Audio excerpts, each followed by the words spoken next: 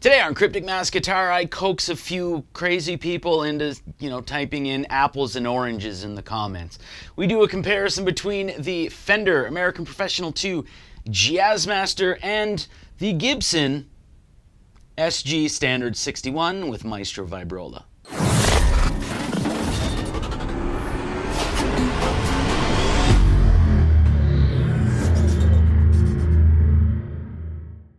Now, as I always say, YouTube videos are fantastic. It's a great way of listening to the guitar that you might be looking to purchase. It's a great way of also getting an alternate perspective or someone else's perspective on the guitar that you might be looking to purchase. But you can't reach through the screen and touch the guitar yourself. And usually what people always overlook here is 10% of the importance of a guitar is sound. The other 90% is feel. How you bond with it, how it feels in your hands. Each guitar feels different to everyone, so don't let a goofball like me or any of the other people here on YouTube tell you what to buy. Make sure you go to the store and try it for yourself. Try every guitar in the store. You might surprise yourself. But I do have 5 sound samples for you today between these two fundamentally different guitars. But it is nice because you are able to hear the difference between both of these guitars rather than, two similar guitars, 2 apples, or 2 oranges, where, you have to press your ear up and listen with your eyes and your ears, or, like you always tell me that you're listening with whatever Apple earbuds and you can't tell the difference. You should be able to hear it this time. And I try to do a little bit of difference, between each sound sample, but the last one, because it is this channel, is a full-on metal sound sample.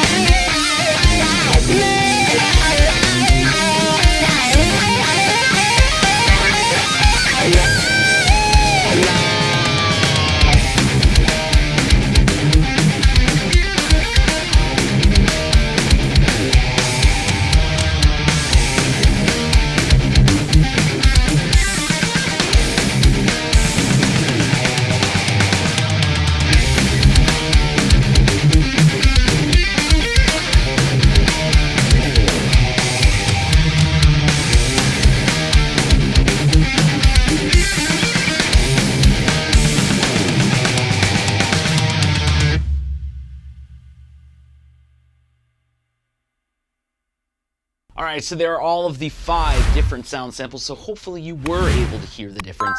I found it completely obvious each time I was playing.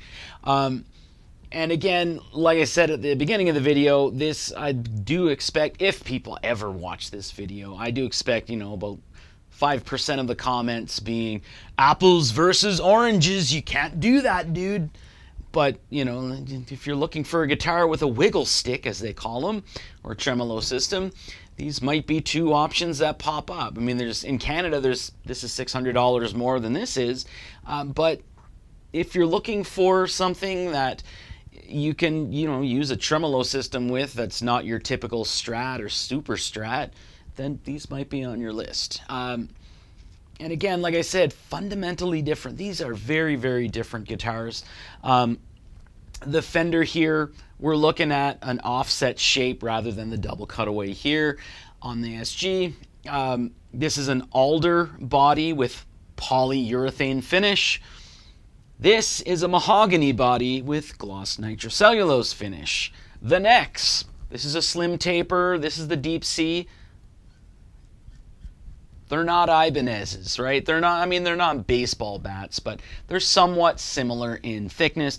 But we're looking at a satin urethane maple neck here versus a mahogany gloss nitro finished neck. Both of these have rosewood fretboards.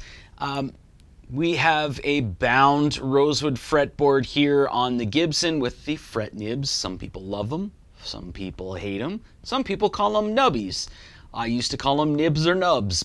Trapezoid inlays. Unbound here on the Jazzmaster with the dot inlays. And looking at the headstocks here, they're very, very different.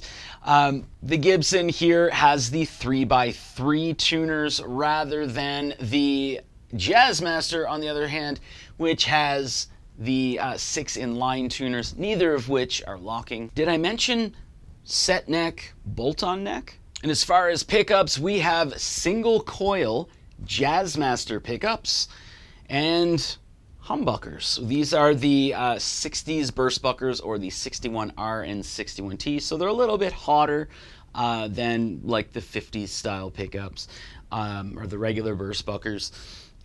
But there's a huge difference in the sound here because this is single coil. It cleans up a lot of the dirt.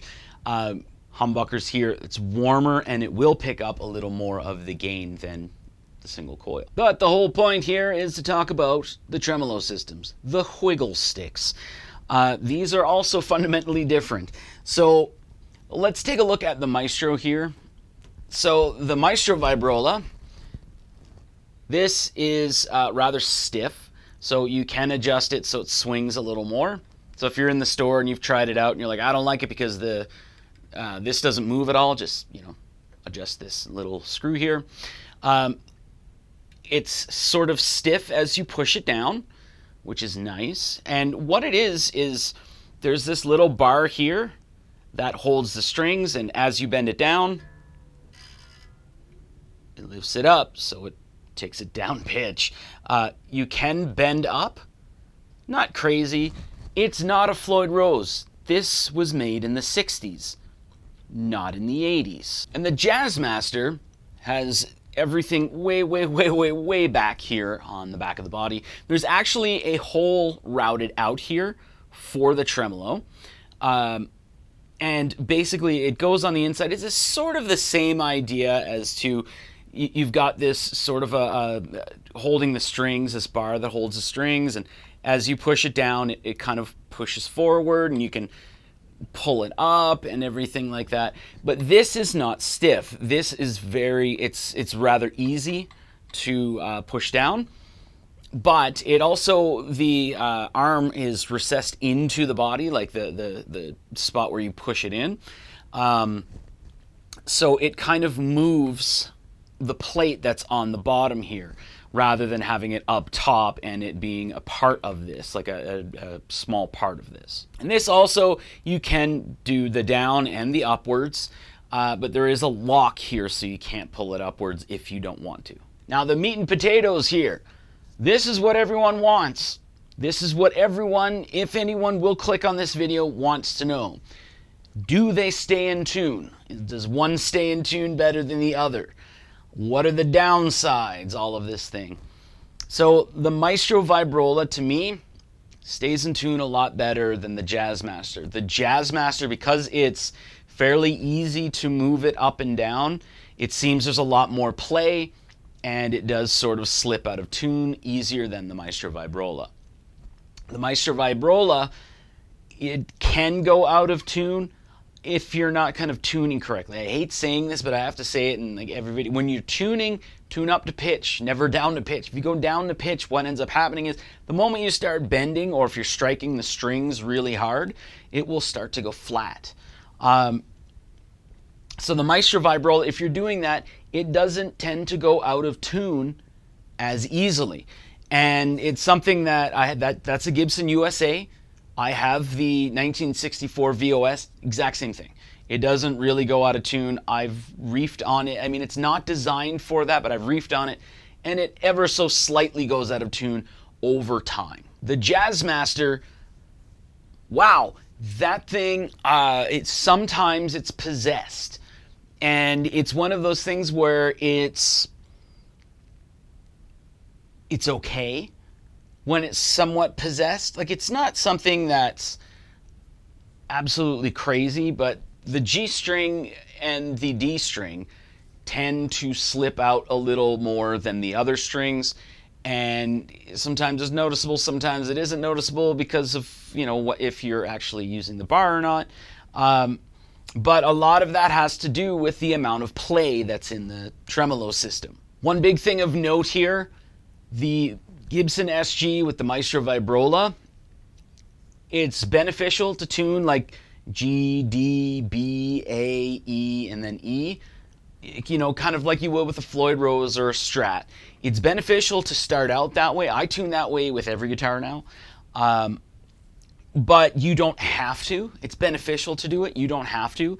As you're tuning, if you're tuning down to like lower pitches and stuff like that, if you're going down a lot, expect to tune and retune maybe 3 or 4 times as you're going down, because it's not necessarily a tension-based system, but it does have an effect if you're tuning way, way down. The Jazzmaster, on the other hand, if you have to do the G, D, A, or B, A, E, and then E. You have to do that tuning, otherwise things will go out of tune. It'll be possessed. And if you want to tune down to lower tunings, like if you want to get into like drop C, drop B, or anything like that, if you want to get into drop A sharp and you're not using 11 gauge strings or 11s, good luck. It is going to be messed up. I'm going to tell you that right now. But even for me, getting it into DADGAD in C took a little bit.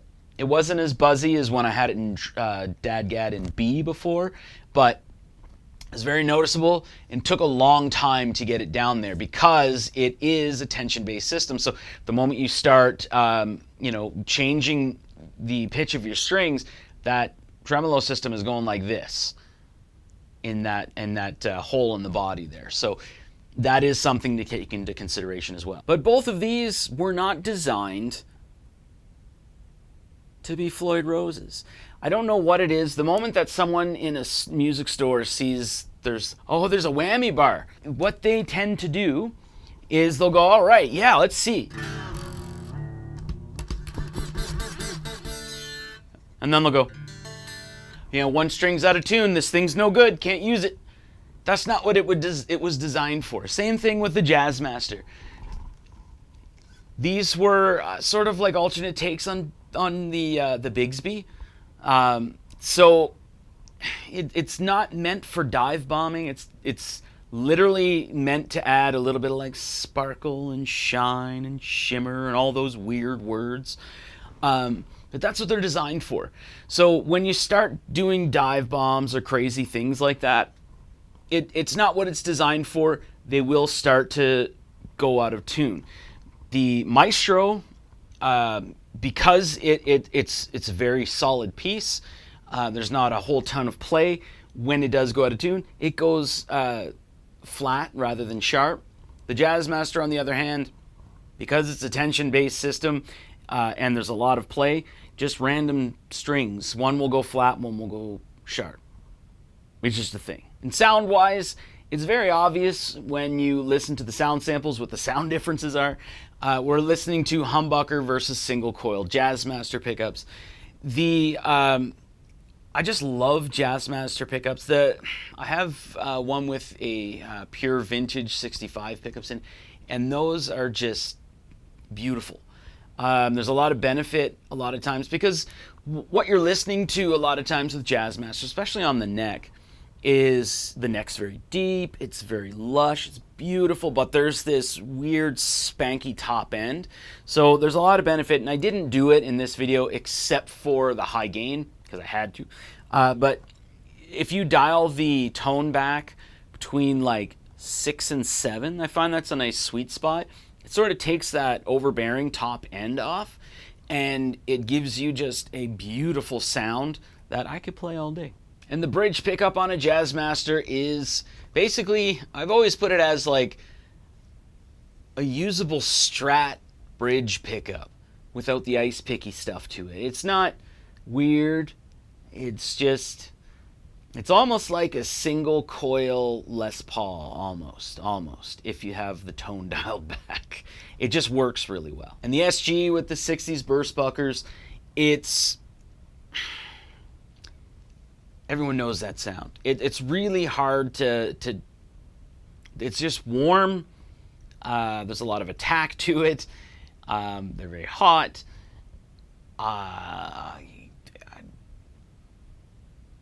Just picks up a lot more of the gain or any distorted signal than the Jazzmaster would, because the Jazzmaster tends to want to clean that up rather than let the overdrive shine through. And the last thing I'll talk about is feel, because feel is very, very, very, very, very, very, very important.